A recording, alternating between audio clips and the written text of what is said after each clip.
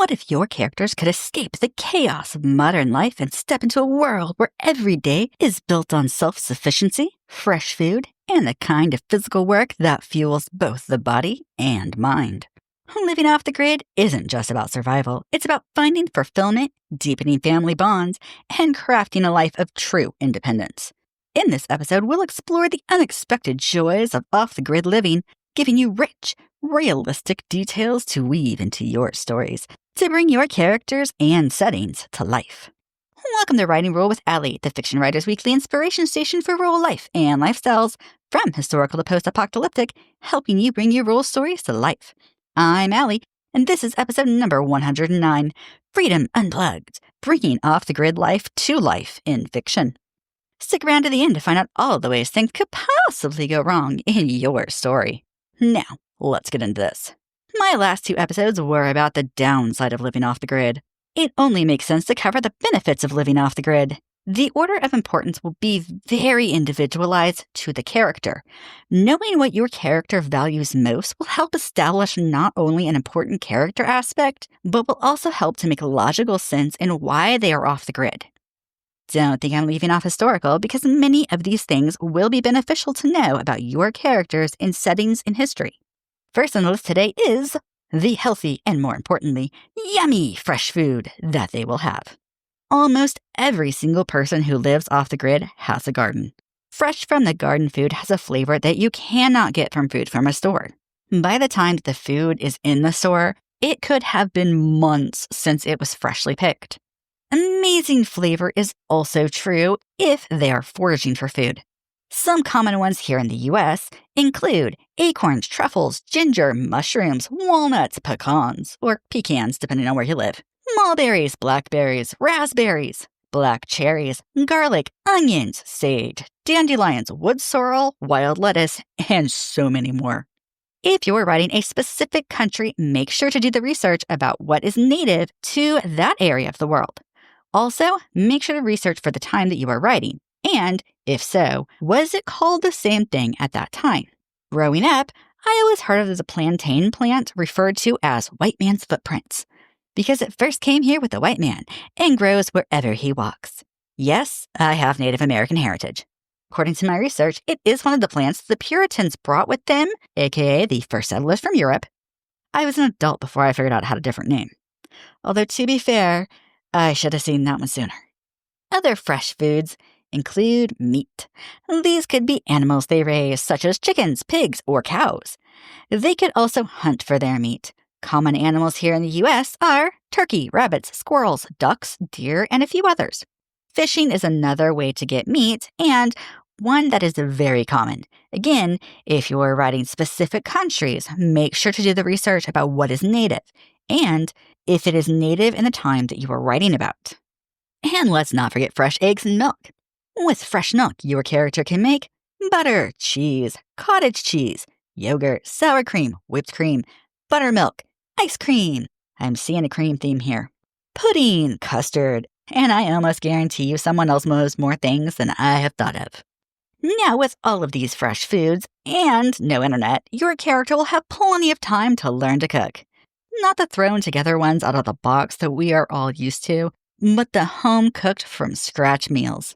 If your character has always lived off the grid, it's likely they already know how to do this. For new off-the-grid characters, this can be a learning curve. One that is fun, but can end in a few not so great attempts.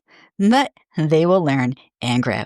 In time, most people start to learn how to make their own ketchup, applesauce, seasonings, and more.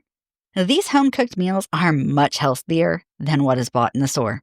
Speaking of healthy living, off the grid can be a workout in and of itself. There is more walking. Your characters will likely need to haul water, and as I have stated in many episodes, this can quickly add up. If they have animals, they will also need hay to feed them in the winter, or straw for bedding to keep them warm. These are stored in a barn based on the needs of the animals. Small square bales of hay weigh between 40 and 60 pounds, while larger bales typically weigh between 1,200 and 2,000 pounds. Cows eat roughly 32 pounds of food per day. One milking cow and her calf can eat between 1 to 3 large round bales of hay per winter. Keep in mind that many people, not all, have small herds. Let's say they have 18 cows total. That means that the winter feed needs to add up to 129,000 pounds of hay. If we assume that the bales all weigh 2,000 pounds, your character needs approximately 65 round bales of hay. If they use small square bales, assuming that they are all 60 pounds each, they will need 2,150. In both cases, the hay will need placed in the barn, and in many cases, hand-tossed into the barn. Talk about a workout. And yes, I know from experience.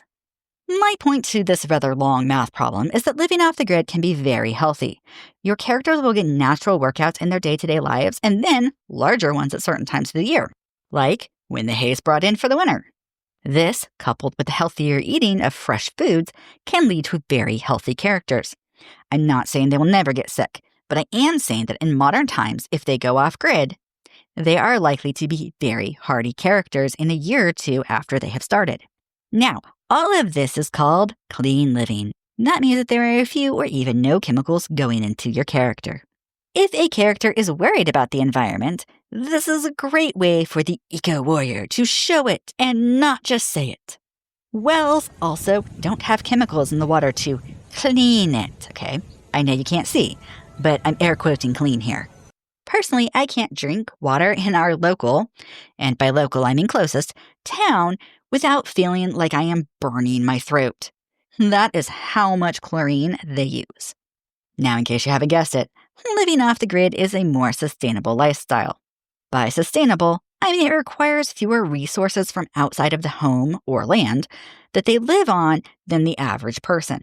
This is a huge draw for many people, although you've most likely heard this referred to as being self-sufficient. Why? Because if your character can do it themselves, why would they want or need to have anyone else do it? Especially if they have to pay them to do the job. Another thing is the resources. I personally don't have to go to the store for eggs. Why? Because I have my own chickens. For me, it saves a lot of money. I might have a large family. Now, not only that, but the chickens do a great job of eating any bugs like ticks that come into the yard. The resilience that this can create in some people is highly valued. Many doomsday preppers or people who fear societal collapse believe that this is one of the biggest benefits of off the grid. They want to know that if society collapses or the world ends as we know it, that they could survive and not be beholden to anyone. Not a person, not a government, no one. And yes, that's one of the biggest things that I hear coming out of that type of community. Not that people think that society will end tomorrow, but that even Rome fell. Better to be prepared and not need it than to need it and not be prepared. Each type of off-the-grid person is very likely to find a community of like-minded people. There are several types of off-the-grid communities. The most well-known are the doomsday preppers, who we just talked about. Others include homesteaders, eco-warriors, religious groups. This can include the Amish or even weirder things like Jamestown. There are also, back to the basics, and evil people that struggle with trauma or PTSD that can't handle city life with all the people. Some people are just looking for privacy and solitude. Yes, there are more groups and communities, but these are the most common ones. Likely the most talked about upside of this is the lack of bills. If your character's off the grid, they are not paying water bills, electric bills, sewer bills, or any others. Yes, your character will need alternatives, but not paying those bills and being able to save the money or use it in other ways is what some people dream of. One note on this is that off-the-grid startup costs can eat into the money saved, and it is over time that they will save the money, not up front. Most people are willing to wait. Another thing most people love is the freedom. They can do what they want, when they want. Having the ability to set their own schedules both day and night. This makes their days flexible, which is very helpful when characters have small children, are ill, or just need a change. Now, historically, it was harder to work at night since there was no light, but people have been making it work for thousands of years when they had things that they needed to do. Get creative if you're writing a night owl, because I promise you, people are very creative. They also don't worry about what other people are doing on social media because they're not on social media, at least in the vast majority of cases. Not only does this give them the freedom not to worry about what others think, they can explore what they enjoy without criticism or comparison with others. They can customize their home, garden, and land into whatever makes them happy. A very nice effect this has on people is that it makes them happier. Why? Because they start to feel like they have a purpose in life, as if they're moving their life and not being moved by life. And this leads to feelings of accomplishment and even peace. They start to take pride in their home, and they don't feel as if it is weighing them down with an endless list of things that need done. Likely because without the distractions of the TV and internet, they have plenty of time. One of the worries they no longer fear are power outages. We have all heard about the rolling blackouts in California. Here in Tornado Alley, we worry about blackouts when the weather is bad. This could be tornadoes or even winter storms. When my oldest was just crawling, we had an ice storm that took out the power.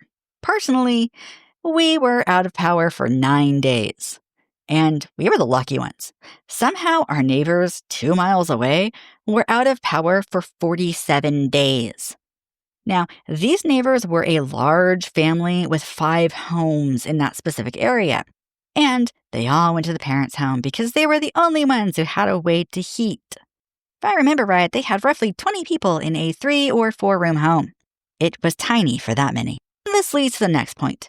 When your characters are off the grid, they have loads of family time. This can make for tight-knit families, inside jokes, and help with almost all the chores, and a whole lot more. One other thing to note here is that many people move into remote areas off the grid because they want to be closer to nature. Many people find this relaxing. Again, this can lead to happier lives for your characters. Fun fact. It's estimated that roughly 180,000 homes, or 250,000 people, live off the grid in the U.S. at the time that I am recording this in 2025. And quick reminder before we get into all of the ways things can possibly go wrong in your story. If you enjoy this podcast, I hope you'll take a minute to follow, rate, and review on your favorite podcasting platform. If you're listening to YouTube, subscribe and hit that like button and drop me a comment. I love to hear from you and answer questions. Don't forget to share with a friend. And now for everyone's favorite part, what could possibly go wrong in your story? Likely to go wrong. Your characters are with their loved ones all day, every day. This leads to heated arguments. Also likely to go wrong. Your character's excited to live off the grid with no bills. However, after a week, they realize they have no idea how to get rid of the trash. Possible to go wrong. Your character's living off the grid, and because of a storm, the door is damaged. They go to replace it and realize they can't look up on YouTube the tutorials in the middle of nowhere because it's a dud zone. Also possible to go wrong. Your character is helping to move hay and are so exhausted and sore at the end of the day that they struggle to walk. Unlikely to go wrong. Your character has a horrible time learning to cook and eats burned food for a whole month. Also unlikely to go wrong. Your character's excited to make their home everything they love. However, they're no good at design and struggle to make the home turn out the way that they wanted it to. Improbable, but still tactically in the realm of possibilities. Your character is very excited to have a bills-free lifestyle. They spend all their extra money on the things that they always dreamed of. One day, a storm comes and a tree falls on the roof, leaving a big hole in it. With no savings, they have no way to pay for parts to fix the roof. Also improbable, but still technically in the realm of possibilities. Your characters are snowed in with their family and suffer from cabin fever. This could get ugly. Thanks for listening. Until next time, happy wordsmithing!